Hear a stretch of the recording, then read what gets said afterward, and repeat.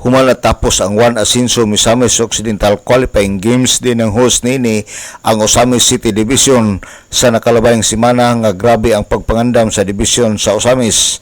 Sa karon kamulo usab nga nangandam ang Department of Education pag-prepare sa mga delegates para sa Regional Schools Press Conference o Regional Festival of Talents nga ipahigayon sa Iligan City karong umabot nga Pebrero 23 ug 24.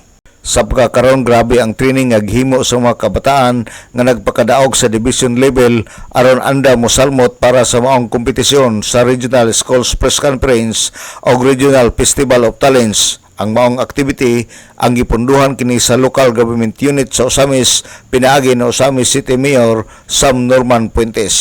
And then we are also preparing for our delegation, our participants para sa Regional Schools Press Conference o Regional Festival of Talents nga mahitabo sa Iligan City karong February 23 and 24. So sa pagkakaron, intensive atong training sa atong mga RSPC nga mga winners sa division level ug ang RFOT nato nga mga winners andam mo bangga ug mosalmot para sa regional level karong February 23 and 24. Si Ma'am Lorena Serrano, Schools Division Superintendent Osamis City Division.